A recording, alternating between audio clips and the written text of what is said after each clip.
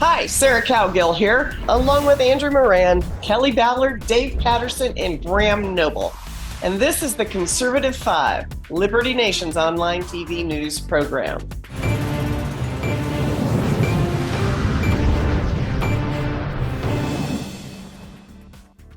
It's all your fault. When the earth self-combusts, which is any day now, and burning tides wash poached sea creatures up on the receding shoreline, well, except for where the Obama's mansion is located, it's because you voted for Trump. Somehow, Hillary Clinton got an idea stuck in her head that is ridiculous at best, tweeting recently, quote, hot enough for you? Thank a MAGA Republican, unquote. Does Hillary know it's summer right now, Graham? Well, it's hard to imagine what's going through Hillary Clinton's head at any one time, quite honestly, if anything at all. But this tweet that she put out, and as you said, it kind of blamed MAGA Republicans apparently for it being hot outside. And the tweet contained a reference to the fact that Republicans in Congress opposed the $739 billion Inflation Reduction Act. Which has very little to do with inflation because it was mostly packed full of measures that will allegedly reduce climate change. But the connection to the two things is unclear. I mean, how Republican opposition to a bill that was signed into law anyway made it extra hot outside is a bit of a puzzle. But let's look at the numbers. The US is spending billions of dollars on climate change. The Government Accountability Office estimates that in the 15 years between 1993 and 2008, we spent more than $154 billion to fight climate change. We've spent billions more since, but according to the climate activists and the media, the crisis is getting worse almost by the day. Meanwhile, not a single one of the catastrophic predictions these people have been making since the 1970s has come to pass. The fight against climate change really is a huge moneymaker, and it also allows governments to exert more and more control through regulation over businesses and over private citizens, in fact, over every aspect of life. So it's never going to go away. This is going to be one of those permanent crises. There will never be a time when world leaders say, okay, we've resolved this and we've saved the planet. It's just going to go on and on and on forever. And, it's stupid and it's scientifically unsound. Tell us what you really think. Hey, Dave, do you remember, I think it was 1979 where there was a big 60 Minutes special or something on the next coming ice age that was right around the corner. Do you remember that Star Trek guy doing that? Leonard Nimoy? Absolutely. I mean, this is a boutique industry that has grown to being billions, where any person that has a PhD by his name, and that's not to disparage all PhDs, just the dumb ones, but they say, there's going to be one crisis or another. Either it's going to be global warming. Well, it's not actually warming, so we're going to call it climate change, or nuclear winter, or the new ice age. The fact is that over eons, we have had cycles of both cold and hot. And yet, the planet's still here and there are portions that are actually green. Well, actually, sorry, it's not called global warming anymore or climate change. I think it was today or yesterday, UN Secretary Antonio Guterres, he said, quote, the era of global warming has ended. The era of global boiling has arrived. So that's the new part of vernacular you got to start learning, everybody. We're boiling now? Are we boiling? Of course he did. Well, I can tell you what's causing climate change if anybody really wants to know. It's big cities, because that's where your heat islands are. And in Phoenix, who's crying about it being 120 degrees for 4 days straight, well, 100 years ago, it wasn't 120 degrees for 4 days straight because there's no damn concrete. There were no buildings. There was no glass. And it's like, hello, this is what you guys are doing down there. You're depleting the water tables and you're building high rises. I don't think, I don't know. That is a very valid point, what you mentioned. But even then, that is not contributing to a rise in global temperatures. That's a localized thing. And it's cities. You've got these concrete jungles. You've got high-rise buildings. They are all reflecting the heat. They are basically like kind of, they're like toaster ovens, really. And all the people who complain about global warming actually live inside these toaster ovens. But all in all, that even the cities are not making the temperature of the Earth go up at all. And we know that because the data tells us that I don't think the median global temperature has changed at all. Kelly said it's changed like 1% in the last so many years, 100 years or whatever.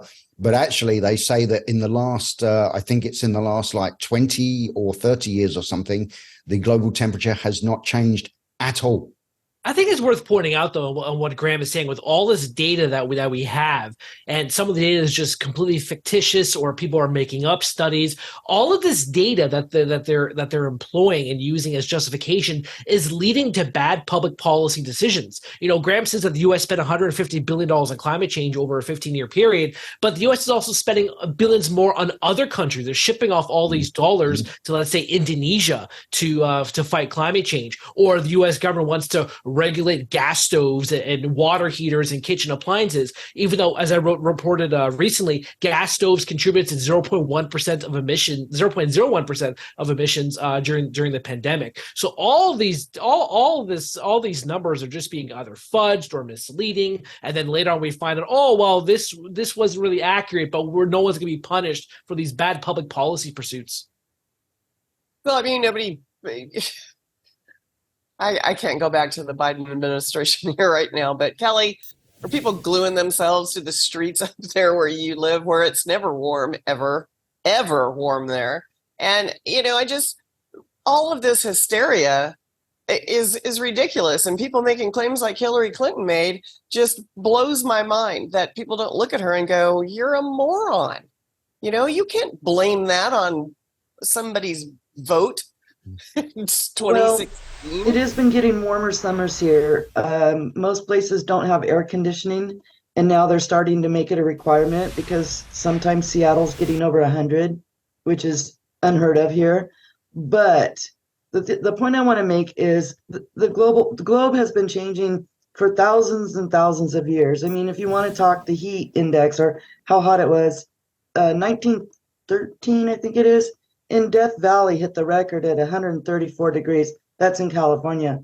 So this is nothing new. I mean, hot, cold, that's the way the earth rolls. Who was that Minnesota congresswoman recently who said that the U.S. broke a 120,000-year-old heat record? Is that Muslim lady from Minnesota? She said she broke that record. But what Sarah said about hysteria, but who can you blame for this hysteria? The media. I don't know if you guys remember a couple of years ago, a Project Veritas undercover reporter spoke to a CNN producer, and he said that once the pandemic's over, the media is going to go hysterical over climate change. They're going to push that. They're going to push the temperatures, and you see this. I mean, you look at BBC, for example. There was a side-by-side comparison between a recent weather forecast and 2017 forecast, and it showed that in 2017 they had green colors on maps when it was 22 degrees or 23 degrees, which is about mid 70s for you Fahrenheit people, and now they have a red map for things that are 22 degrees. So it's the media that's peddling this and pushing this, and people make people so depressed and think life's going to be over soon. So blame the press. For those of you who are impressed with statistics, and I know that Andrew is, in Knoxville, over a 10-day period, 9 days of those 10, I call that 90% where I come from, the days were actually colder than they were last year. So take that. Put it in your climate pipe and smoke it. Can I say a story quickly? Can I have a quick story? The other day, I was listening to an old I was listening to old 1948 radio broadcast, and it was in January, February. And the reporter at the time, he was talking about how, the scientists he's spoken to say that this is the new normal. You're going to have these deadly winters of, 40 feet of snow and frigid temperatures. You're going to have cooler summers. And then, of course, 30 years later, that's completely changed. So it seems like all climate change is, and all the climate policy is something about grifting. They're all grifters who just want to take more taxpayer dollars and make everyone just crazy. And also it's something to campaign on. That's another thing. It's just like gun control. It's like systemic racism. It's all of that. If you'll notice, these things all have one thing in common, and that is that they are unsolvable problems. They will always be crying about systemic racism. They're always going to be crying about gun crime. They're always going to be crying about climate change. And it is so easy for them to continually move the goalposts. And whatever you do, however much money they throw at it, however many laws they pass, they're never going to say, okay, we've done enough now. We solved that problem. No, they'll simply just move the goalposts and say, but now we need to do more.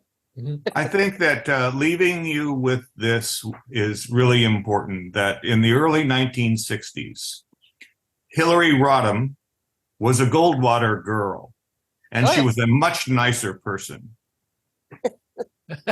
Yeah, it's hot. It's summer, and soon it will be crisp and cool and eventually colder than a slushie. It's not so much climate change as the change of seasons. Thanks for tuning in. Thanks, panel.